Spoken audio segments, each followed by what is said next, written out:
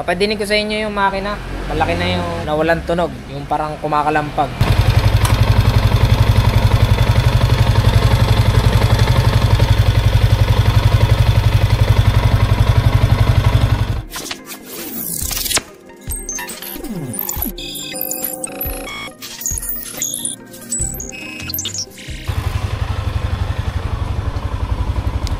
Yes, so welcome on board mga boards. Part 3 na to ng Sniper series, no? Ngayon na agenda namin, bibili kami ng suspension. Pero hindi pa namin alam kung anong suspension yung ilalagay kasi nga tagas na yung likod, babounce na siya. So kasama ko yung gagamit sa mamimili. Wala, pinanser lang tayo. Let's go. Same day lang yan, puro same day. Ito yung ating videographer, wala kami yung camera.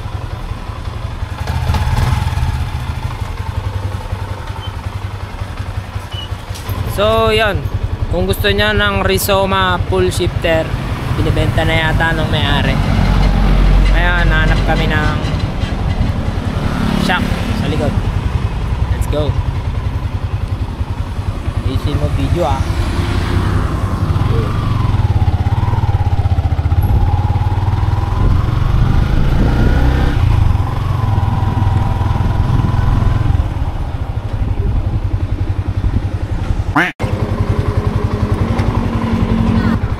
Di pa nga nakakalayo ay nag-break time na. Ay.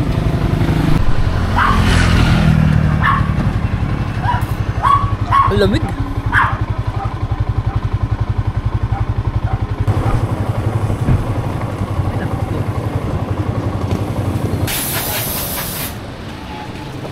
So, pasok tayo.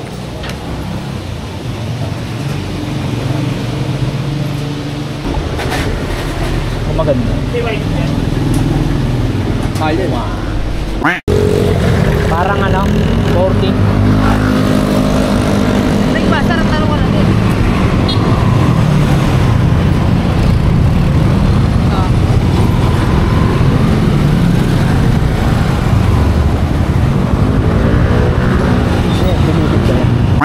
So ayan mga boards, nakauwi na kami ng kapatid ko. Decided na siya kung anong suspension yung bibili niya. Ang bibili niyang suspension ay RCB S3 series na monoshock. So yun yung ipapalit namin dito.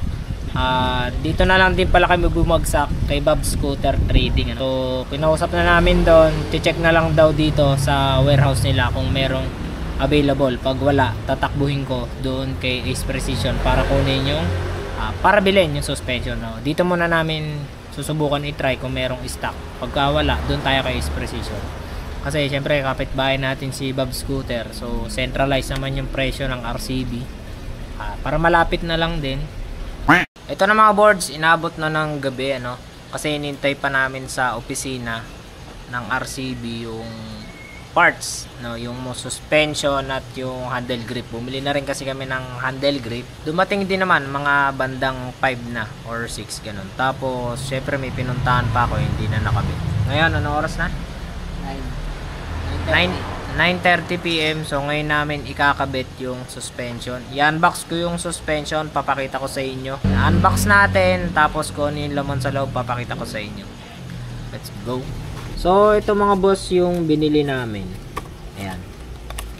Bagong release ng RCB to na handle grip. Ayan, mababasa nyo RCB handle grip Nagamaki. So ang style nito, ayan, guhit-guhit siya. Sa unang gamit ninyo parang matalim siya sa kamay, pero kapag tumagal na parang bibilog na yung form niyan, no? Aakma na yun sa inyo. Malambot to. Klasin natin. Ayan, malambot siya, jelly, no? Parang jelly type. So ngayon dito tayo ngayon sa kanyang suspension. Ito yung suspension na binili namin. Sabi nung mekaniko, ito daw yung bagong release, premium black. Yan, hanapin natin kung merong specs pa dito. Ito, yan yung model nya, RCB Monoshock S3 line, pang Sniper Y15ZR 205 siya. So ang alam ko, ang standard na suspension nito na monoshock is 208 mm.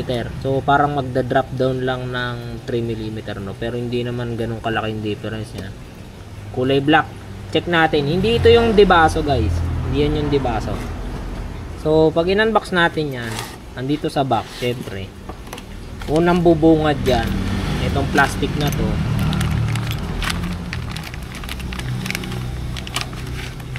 Yan, meron ditong manual na hindi naman binabasa yan. Meron din itong tools. Ayan, ito yung pamihit doon sa ano, no, sa monoshock pag-adjust. Tapos merong allen na maliit. Ayan, kung makikita nyo. Then dito sa box meron ding sticker. Ayan, RCB sticker.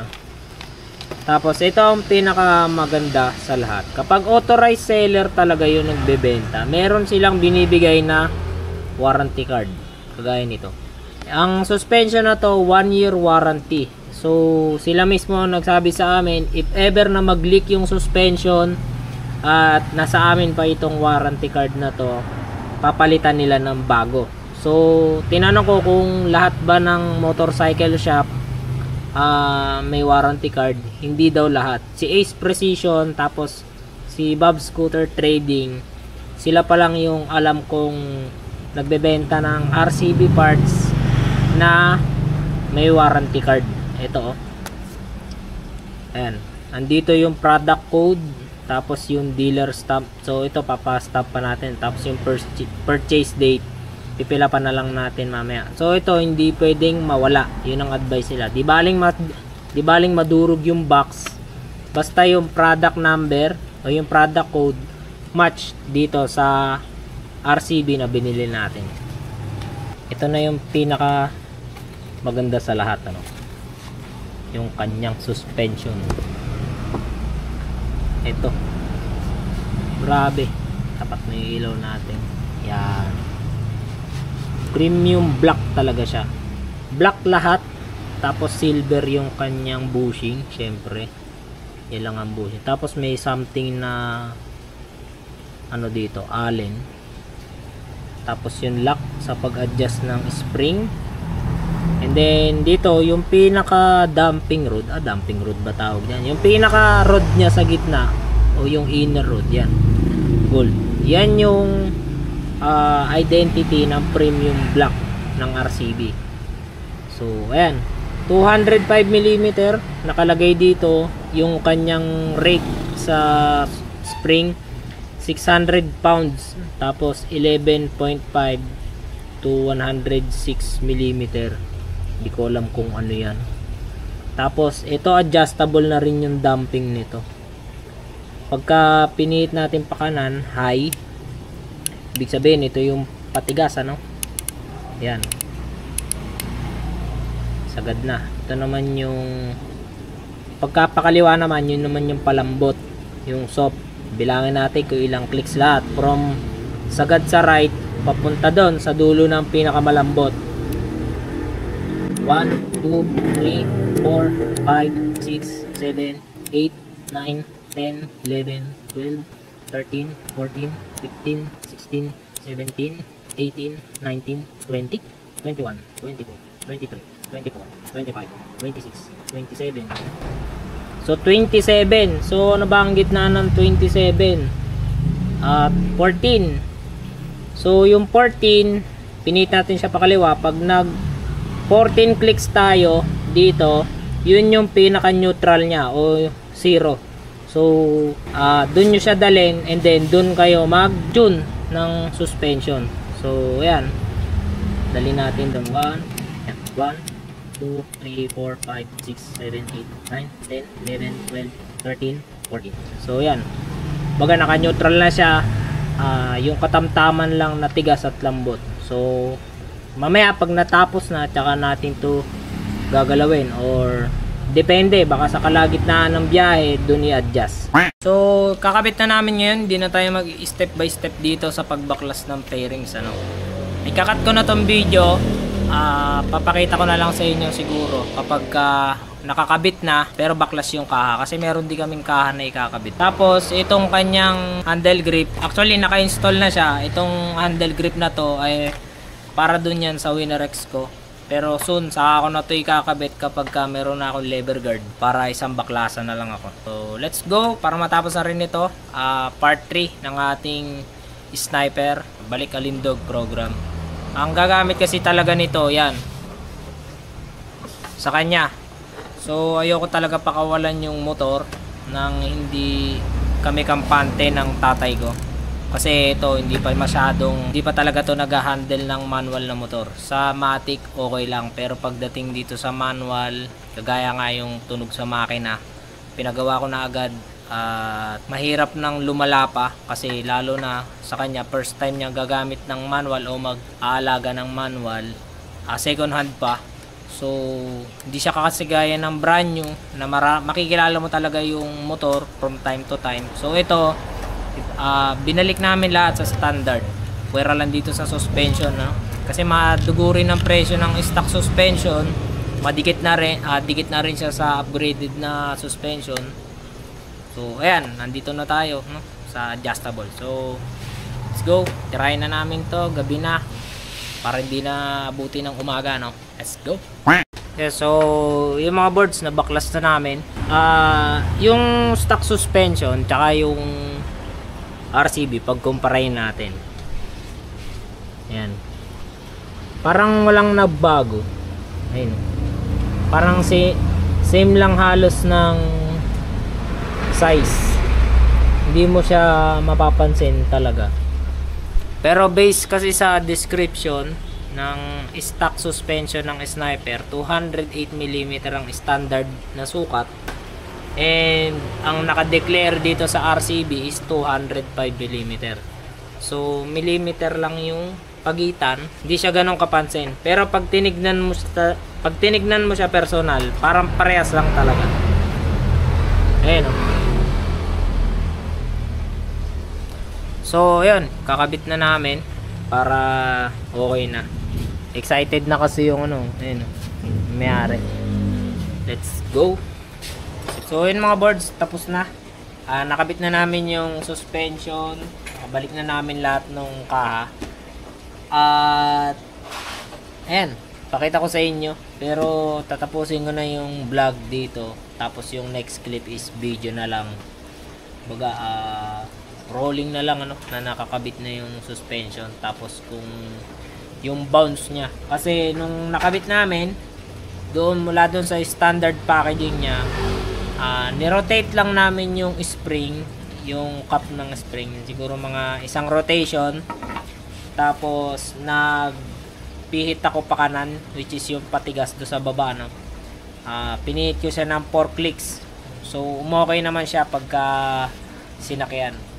Ayos lang yung bounce niya, hindi na siya kagaya nung stock na pag diniinan mo lang, no? Let's say diniinan mo lang to, talaga nagba-bounce yung motor. So okay na to. PM nyo na lang si Bob Scooter Trading kung gusto nyo malaman kung magkano itong S3 series na suspension para sa sniper. Dalawang klase yan. Meron 200mm which is semi-lowered na yung motor nyo doon, kapag ganun ginamit nyo. And then ito 205.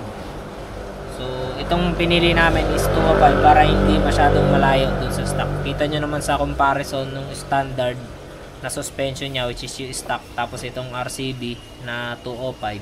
Okay naman, hindi naman siya ganun kahalata, So ilang mga boards, tapos na ang pagpapatinok natin dito sa sniper. At yung kapatid ko na ang gagamit nito, pero under observation pa sa akin yung brake master na yan, pagka makulit pa rin siya, ayaw niyang umagat talaga, no choice na tayo. For safety, papalitan natin siya ng RCB na brake master. So under observation pa siya. Bago rin kasi yung pad nito, so sinususpetsahan ko rin baka dahil bago yung pad kaya hindi pa masyadong kumakapit. Hindi pa naman kasi to na itatakbo ng malayo. Dito pa lang, bahay gawaan. So yun lang, kita-kits na lang tayo sa susunod na vlog. Di ko alam kung anong vlog yun, o ride ba yun, or ano man. So sa mga di pa nagsusubscribe dyan, subscribe na kayo. Yun lang, peace out, ride safe sa inyo mga boards.